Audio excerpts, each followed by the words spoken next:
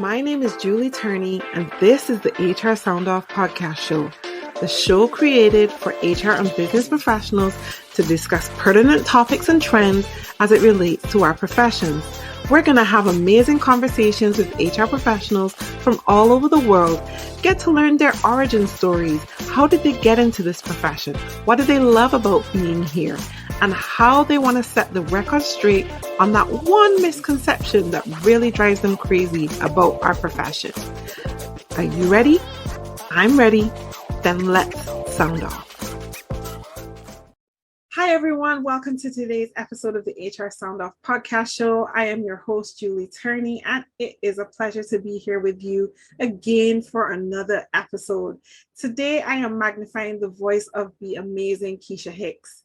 I met Keisha on LinkedIn, like I meet most of my HR community. And as I said to you before, if you're not properly utilizing LinkedIn, you are missing out on meeting some really great people. And I've been following Keisha for a while and her journey and her story. And I was like, I need to reach out to Keisha and say, Keisha, you need to come here and have this conversation with me. People need to know you and need to know what you do. And so I'm so happy to welcome Nakisha Hicks to the Sound Booth today. Keisha, how you doing? Hey, Julie, I'm so happy to be here. Thank you so much for having me. Absolute pleasure. Why don't we start off by you just telling us, like, who is Nakisha Hicks? What is your HR origin story? How did you get here? Yeah, Nakisha Hicks, first and foremost, is a wife and a mom. Before she's anything else, that's who I am, right? I'm a sister, I'm a cousin, I'm a friend, I'm all those things, right? But as far as my origin story of HR, I always tell people I'm not new to HR. I grew up in HR. Because my first HR role was when I was 17 years old. What? In a General Motors manufacturing facility in Indiana, where I'm from. Wow. Okay. Yeah. So tell us how that happened. Yeah, right. I was the kid in school that was the nerd, right? Like things just always kind of came easy to me. I was like a really great student. By the time I got to my senior year in high school, I had all of my credits. And it was like, okay, well, there are like 2 classes, mandatory classes that I had to go for. And they were like, well, we can't send you home for the day, but we have this co-op program that we've just started. And there's an opportunity for you to interview and go apply to go work for, this position. I was like, okay, I had no clue what HR was. I just knew it wasn't flipping burgers or flipping chicken. And I was like, which I was already doing, as a high school student. And so there started my HR career. And I started off as an HR coordinator and worked directly for an HR generalist who rolled up to a labor relations director. And that started my career.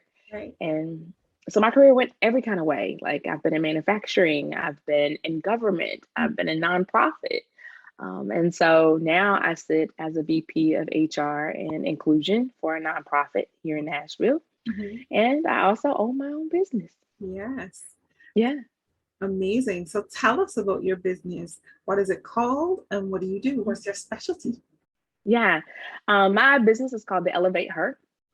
And what I do is I help women that are the underemployed, undervalued, underappreciated, underpaid. Those women that are in HR, I help them to land their next role, their appropriate role for them, because I am huge on 1, building community, and 2, representation. And I think it matters, especially in our space. Yes. Because as you look around in our spaces, many of us are operating in predominantly white organizations, and you don't see a lot of us. No.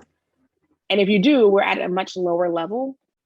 Or usually your coordinators, your generalists, your recruiters, right? But when you start to get into leadership, you don't see a lot of us. And so my hope is to actually get us there to those tables, because as we do that, then that also shifts the narrative for organizations, because it helps organizations to understand, like, there's a different kind of lens that we need to look at our hiring practices through, our compensation practices through. And ultimately, my hope is that by changing that lens, we're able to close the wealth gap, between races, right? Yes. But how does that happen? Through jobs. So, and access to jobs. So that's the hope with ElevateHer. Definitely. I just love the name ElevateHer. Thank you. I absolutely love that. How did you come up with that? Well, it's true story. My husband has a nonprofit, and his nonprofit is Elevated Development. Okay. And I was like, okay, I like that. And I was like, how can I like keep this whole family brand situation going on? Oh, mhm. And I was thinking about my own story and how I've elevated in my career. And it was like, aha, the elevate her. So yeah, it worked. That's really cool. And I really love the fact that you are looking at creating legacy for yourself. So while you're working for an organization in the space of inclusion, which again is an amazing space to be in, you're also looking at understanding the importance of creating your own brand and creating your own organization and your own legacy for yourself. And I think a lot of HR professionals struggle with that. And we'll talk about that a little bit later. As you work with HR professionals in terms of helping them to get that seat that they deserve, that role that they deserve, what are some of the biggest mental health challenges that you see coming across as you work with your clients? Fear. Fear is the number one thing. Yeah. So much so, I did a whole 7-day live series on just fear. Yes, you did. Where I picked apart a different fear, because it is true. It is fear, right? Yeah. And a lot of times it's fear because we are often the women I work with are the only ones, right? And so because they're the only, there are all these fears. It's the fear of rejection. It's the fear of success, believe it or not, right? It's the fear of making the wrong move, or, you know, it's all these fears. So I think fear is the one thing that I see is the biggest thing. And now the fear spins off the self-doubt. Yeah. And the imposter syndrome that so many of them have. And so I think that's the main thing is fear. It's fear. Yeah. What are some of the techniques that you use to kind of help your clients over or work through that? Yeah.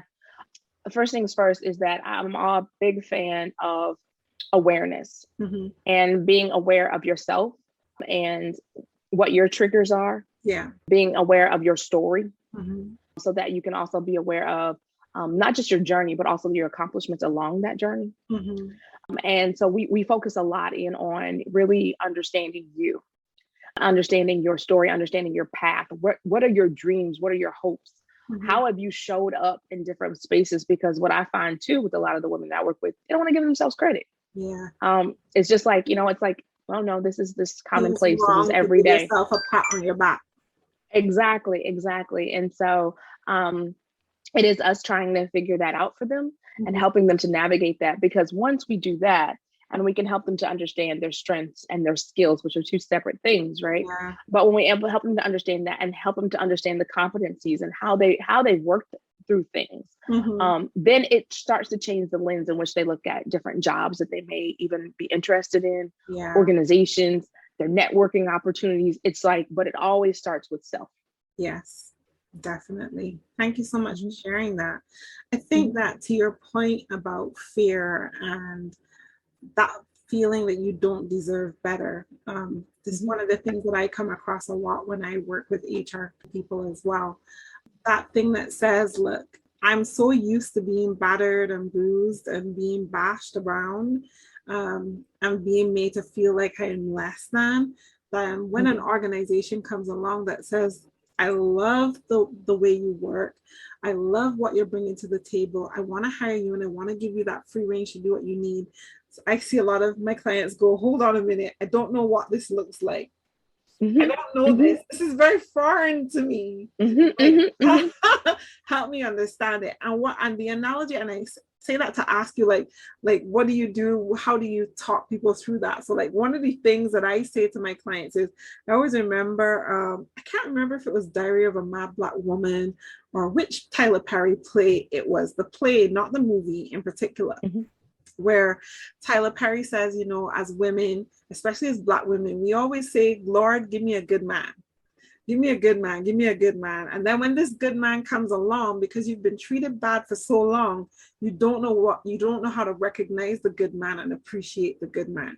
And I usually say that and they start to laugh, because then you recognize, okay, yeah, so am I playing that off from an organizational perspective? Because I've worked in organizations where I haven't felt like people deserved me, and I felt like what I was doing was being appreciated. So now I'm in this space of I've got the job that I deserve, that I feel like I deserve, but I don't know how to embrace it because it looks foreign to me. Sound familiar? Yeah, I mean, you know what? It's, to your point, it's the fear of the unknown, right? It's completely foreign. It's the fear of the unknown, but it's also that waiting on the other shoe to drop. Yes. Right? It's like, and again, it's the fear of success. Like, you finally made it. The thing in which you wanted, you finally got. And it's like, you're waiting on, like, you're bracing yourself. Yes. And you're prepared, because again, it's not something that you're used to, right? Because to your point, you're used to being, I always say, it's like people are looked at, sometimes HR folks were looked at as the help. Yep. Right? Depending upon the organization, you're really looked at as the help. Yep. Not a true partner, strategic partner. Exactly. And so, and then when you go from that to this organization, to your point, that says, hey, you know what, I value you and I want to show you. It's like, wait a minute, hold on, right? But this is what you wanted. And now you're afraid of the very thing that you wanted. Yes. Right. And so I always say to my clients, why not you? Why not you? Why not now for you? Exactly. Yeah. And I think that that's a great way to kind of like help people kind of take a step back in themselves and go, you know what, you're right. Why not me? Why not now? Definitely. Yep. How is this? I don't even like to use the word, but it is what it is. How has the Great Resignation like impacted you from an HR perspective? Because I think a lot of times organizations, as they talk about this topic of people leaving or migrating to different organizations, we forget to mention that HR people are doing it as well. And I think that when your HR people are doing it, then it kind of leaves room to go like, for speculation of like, something is amiss here. But how have you found that particular situation of people moving on with your HR clients? How has that impacted you? You know, and I was talking with them, I'm glad that you brought this up. I was talking with them in one of our group calls, and we were talking about the massive amount of HR openings that are available across the different sectors, right? And we were like, why is that? You know, why is that, like, this particular, because, you know, of course, we know that there are other positions, but there are a lot of openings in HR. And I told him, I said, you know what, if I think about it, the last 18 months for a lot of HR folks has been just crazy. Right? I mean, we have had our hands pretty much, depending on where you sit in HR, you pretty much had your hands in a lot of different pots. Yes. From furloughing people, laying people off, you know, figuring out remote work, bringing people back in the office, right? Restructuring organizations, people not being able to fill vacancies because the pay that you want to pay people is not enough for people to want to work with you anymore, right? Dealing with social injustice of your employees, mental health, social injustices. So we've had all this, and so HR folks have been looked at as like, hey, yeah, you're the help, but we need your help a whole lot, right? And so what has happened is that we burned out. Yeah. Right. Completely. Like I think we are now essential workers. Yes. Right. In many organizations. Say all the time, we are the first responders in your organization. Right. And I say HR is the one that turns the lights out. Like, when everything is said and done, HR is the one that turns the lights out. If we decide to close this thing down, HR turns the lights out. Yep. Right. You can lock the door, but we got to turn the lights out. And so it's a lot. And so you see a lot of HR folks like, nope, I'm burned out. Yeah. Because I think too, you know, oftentimes in organizations, HR is looked at as the help, but we also don't make companies money. So companies think. That's what they think. That's not true. They think that's totally not true, but they think we cost them money because we are, you know, the biggest part of their cost, labor, right? So they think we cost them money. And so they don't see the value in us, so to speak. And so I think that a lot of folks in HR have felt that, like, you know what, you don't see my value. Exactly. On top of all of the different things that I've had to do over the last 18 months. So guess what? Exactly. I'm moving on. Yeah. And you figure this thing out by yourself. Yeah. Yeah. Absolutely. I remember talking to Angela Shaw a couple of weeks back, and Mm-hmm. she spoke about the same thing about, if I don't feel like I'm being respected, and I don't feel like you're valuing me, I'm gonna move on, because I need to be in a space where I feel like I'm being valued and what I'm bringing to the table is being respected and I'm being heard. And if I'm not getting that, I'm gonna move on. Now that changes a lot in terms of the era of the HR professional, because in times gone by, we just sit and take it and be like, Mm-hmm. I do not get paid enough to do this, but we're going to do it anyway. But now we're in a different era where HR professionals are recognizing, you know what, I do deserve better, I can get better, and I'm going to go for it. Mm-hmm. Mm-hmm. Mm-hmm. And take no prisoners while we do it, right? Exactly. And I've seen so many decide to leave organizations altogether and go do their own things, right? Yes. And do consulting work. Yeah. And I'm like, yes, Exactly. and I've seen some organizations say, some smaller organizations say, you know what, we can't afford to hire a person, so maybe we will go the contract route and do that. So yeah. Mm-hmm, mm-hmm. So it's going to be very interesting to see like how the next couple years play out for HR. But I think that these are really exciting times for us as HR for sure. From digital transformation perspective, as we look at building cultures that are more focused on belonging and learning and coaching and developing our people. And that HR professionals are recognizing now, as we do this for the organization, it's important for us to do that for ourselves and start to make that investment. Yeah, because if we look at exit survey data, a lot of it tells us that people aren't leaving because of the money. No, necessarily. It's a factor, but a lot of it is because of leadership, or they don't feel like they're being developed. Now, to your point, we're no longer just sitting and taking it, like we're personnel. Yes. Right. We've morphed into all this, you have human capital and HR and people ops. Yes. You have all these different names for us now. Talent, whatever, Analysts. And it's like, and people scientists. Yes. And so it's like, now put some respect on our name a little bit. Right. And that's what we're asking for. And so I think it's going to be, I'm looking forward to seeing what's going to happen. But I think if you look at it, it's got to change. Definitely. But that makes me just out of curiosity, I want to ask you, like, what are your thoughts on the name human resources? Because for me, I feel like there needs to be an evolution. Just like how we moved from personnel to HR, I feel like there needs to be a new evolution of what HR really is. So like when people ask me like, what do you do? And I go, I work in people experience. I create great opportunities and experiences for people to thrive and grow in their roles. And they go, what? I like that. That sounds interesting. And I go, yes, I do HR, but it's like, it's not the same name. And I think that we need to evolve this name HR. What do you think? Yeah, I do. I agree. I was reading something that, and it was something to the effect that people were now being offended as being regarded as a resource, right? In organizations, right? Because we think of people, time, money, resources, right? Yep. And so people now are being upset with it. But funny story, when my son, who is now 18, freshman in college, when he was about 10, he would say, somebody asked him, some of his little friends said, what does your mom do? And he said, oh, she's a resource to the humans. And I was like, that is what I do. I am a resource to the humans. So I like that. So maybe it's just about flipping it. I'm a resource to the humans. But no, I think that's what it is. It is that it does have to change. And we see it changing, right? And we see it a lot. And it's like, wait a minute. Like when I'm helping my clients like go through job descriptions, they're like, okay, wait a minute. A people partner is an HR business partner, but we have to understand the language, right? And right now, so many we don't have a common shared vocabulary. No, exactly. I think like we need to really fix that. I don't know who is the person. I don't know who is the organization or entity, whether it's SHRM or CIPD. I don't know. And I always believe that there should be like a global HR consortium. So like we have like one channel, one voice, and we can kind of like all grow from there versus like these fractions I feel like it needs to be more united.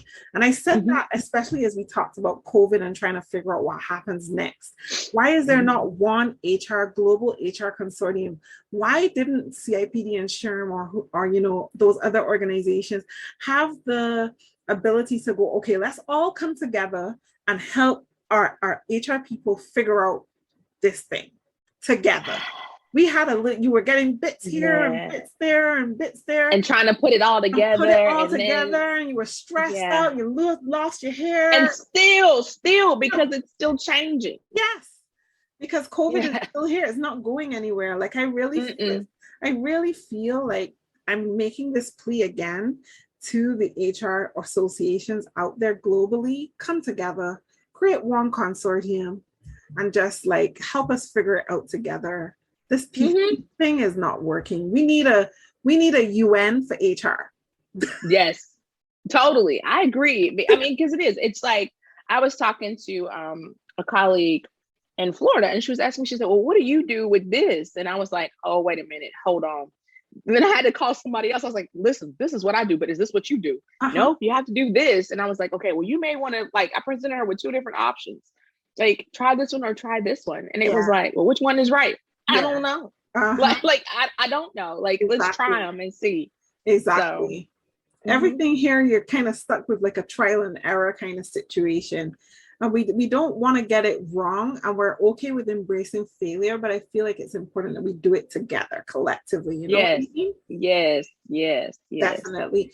Let me ask you this. So like, what does a working relationship with you look like? If an HR professional is looking to engage your services, what does that look like? Yeah. So I actually have 2 flavors, if you will, of ways that I work with folks. One is primarily through my HR Path program. It is a 6-month high action, high touch program that is basically like a country club type of program. In that I cap it at a certain number. Yeah, it's it's not like, there's no click to buy it. There's a click to have a conversation with me, because I'm very selective about like who I actually let come in the program. Yes. So it's like it's kind of a multi-layer application process to come in. Right. But again, it's a 6-month process where it's a really tight-knit community. It's an iron sharpens iron type of community where we do a lot of some of that surface level stuff, resume, LinkedIn stuff, but then we focus the majority of our efforts on going deeper. Yes. And really being able to map out this move and the next move and then move after that, and really where you intend to be. And so, again, very country club like effect, 6-month program. The other option is for those folks that don't quite want to do the group deal, are a little bit more advanced, if you will, in their HR career. Then there's the opportunity to work one-on-one with me. Beautiful. So where can people find you and schedule that call and interact with you? Believe it or not, yes, I have a website, because everybody should have a website, right? But here's the thing, I don't do anything with it. Most of the time, 97% of the time, you can find me on LinkedIn. I am always on LinkedIn.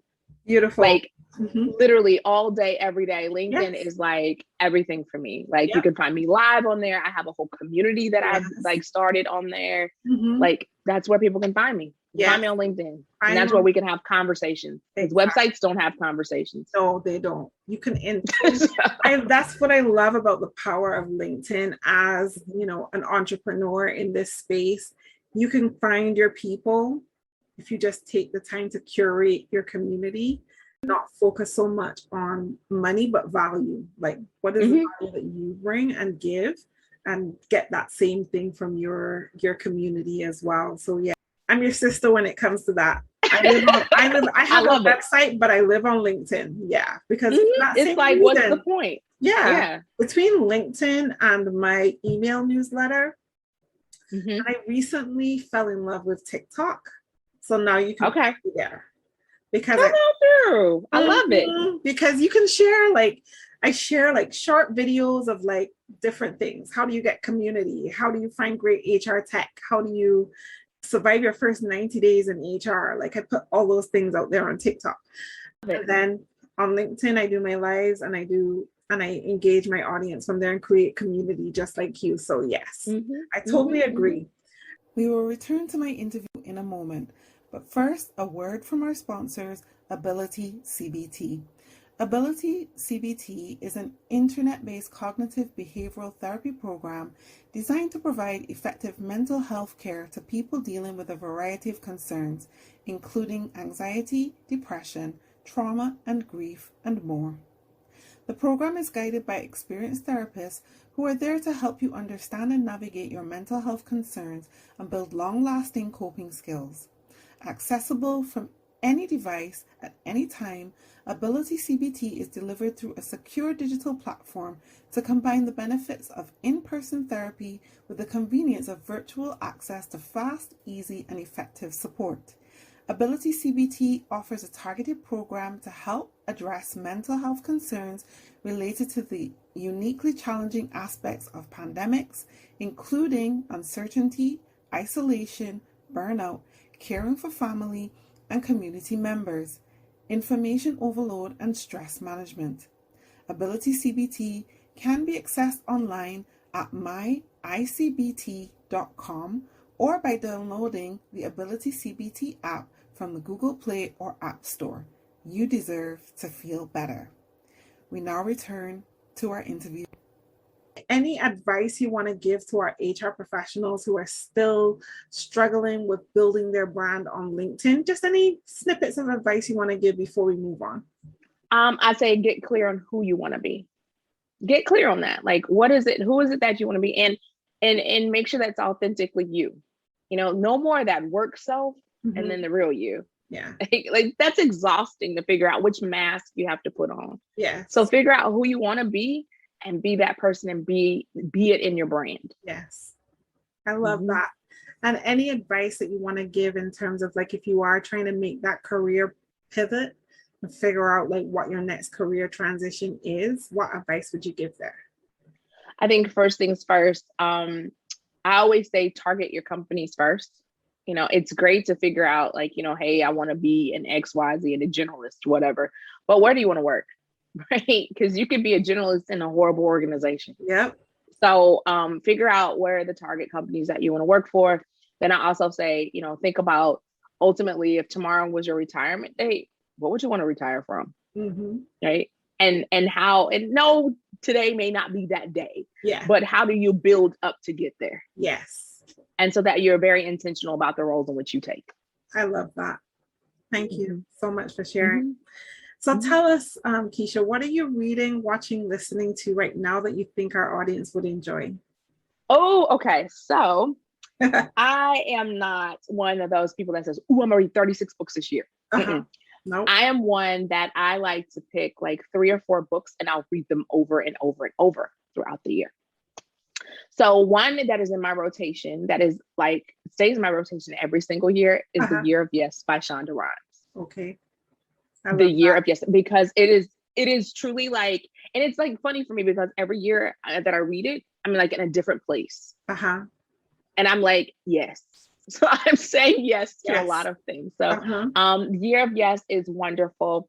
And I'm going to look at my Audible and I'm going to cheat because I don't want to mess up any names here. But no because you don't want to do that. You don't want to do that. I don't want to, because I want these things to be right. So The Year of Yes, definitely. I also am big on podcasts, all things podcasts. Yeah. And here's the thing. I don't have like, don't have like a specific like HR podcast that I listen to, because I think that, you're more than just your profession. Yeah. You need to like you need to be able to like think about lots of different things and be able to, because to me also that makes you very relatable. Exactly. Like, and I think we need to be relatable. Definitely. Like I think a lot now about how do I support young HR professionals in building wealth for themselves, and the importance of financial stability or having good financial health, because we talk a lot about mental health. And I think as I focus on mental health, I focus a lot on financial health. And so I've been listening to a lot of podcasts recently on cryptocurrency. Love it. Like trying to understand different ways that you can invest your money and make it work for you. There's a guy that I follow again on TikTok who talks about different ways that you can create generational wealth in your family, whether that's through investments in property and flipping properties or vehicles, or, you know, those finding that kind of equity, and then how you can support your family and give them loans, and then one person benefits this time and then somebody else benefits the next time, and then you put it back into the pool and then you sell something else, and then so I've been learning a lot about that, because I think it's really great to show people how they can create financial wealth. And I think that that's one of the things that we struggle with as Black people, in terms of that. So that's something that I just said that to say I totally agree with you. HR is not just our one thing. No. So like we have to learn and know different things as well. Another one that I'm really a fan of, and I keep it on repeat right now because I'm really getting into it, is the book What Happened to You? And it's Oprah and Bruce Perry. Okay, I don't know that one, so I'm gonna. And it's totally good. It came out this year, like in the last few months. But it's about trauma, right? And thinking about that, like it's a wonderful book because it helps you to understand. Because for me, I'm the HR professional that doesn't get caught up in what people do, but why. Yes. And so this helps you like to really like, oh, that's why you like that. Yes. Oh, okay, I understand. I understand you now. Yeah. So that one, those two, the one thing by Gary Keller, that's more just around productivity and just being able to do that one thing. What is the one thing that you can do? And then Atomic Habits. That rounds out my 4. Yeah, Atomic Habits is amazing. Yeah. So that's what I'm reading, aka listening to in my Audible, because I'm always on the move. Yeah. So great list. Thank you for sharing that. Yeah. So Keisha now and Keisha, younger Keisha, what advice would you give to your younger self? Get a coach sooner. Somebody, you know, it's so funny. I was in another podcast and they asked me the same question. And I was like, get a coach sooner. Because specifically as being the younger Keisha, as a Black woman trying to navigate this, I wish I would have had help sooner. I agree. Because it wasn't until 8 years ago that I ran into my first career. And I really ran into my first career coach. I didn't even understand the importance of it. Yeah. So I think it's getting help sooner. Beautiful. Love that. What's the one biggest misconception about HR that really bothers you that you want to set the record straight on right here, right now? We are not the help. We are not the help. And I'm telling you, if we are gone and if HR is closed, good luck.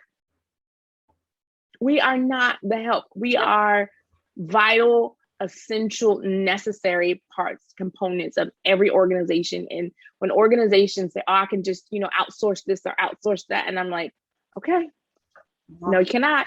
No, you cannot. Exactly. Yeah, we are not the help. So that's the thing. Yeah, definitely. I think the perception gap is closing, but it's not closing fast enough.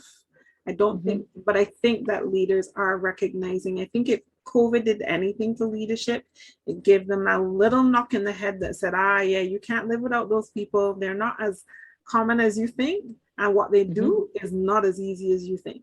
And I think a lot of leaders are recognizing that now and going, look, I need to support this person because they are my first responder.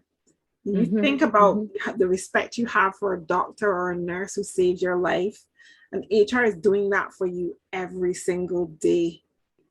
You don't treat that doctor or that nurse like they are the help. You treat them like they are the best thing on God's earth because they're going to save your life. And HR does that for you. The money that we save you is the money you make, is the money you get to keep. Right? When we're not doing our job right and you lose that money, then you could say, okay, this isn't benefiting me. But we save you money every day, every minute of the day, to respect that. And we save you your top talent too. So many times, we've had those conversations and you have a person who is ready to go through the door came and sat with you and you've changed their mind or you've changed their perspective.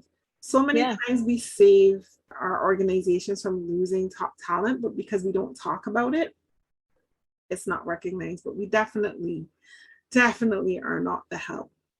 No. Nakisha Hicks, you survived your time in the sound booth today. I want to thank you so much for being here and having this conversation with me. You are absolutely phenomenal.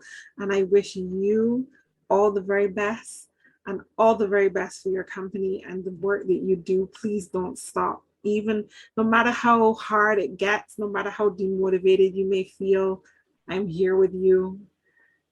Don't give up. You're doing a great job. Keep it going. Keep it moving. I wish you all the best. Thank you so much for having me. I appreciate you. You're welcome. Thank you for joining us in the sound booth today. I hope that you found this information from this episode useful. You can find me on all social media platforms at I am Julie Turney. That's I-am Julie Turney. And you can find this episode or this show on most digital platforms, Google Podcasts, iTunes, Spotify, you name it, we're there. Special thanks to AbilitiCBT and Rock Solid Entertainment for helping me to put this content together for you. And I will see you again in the next Sound Off.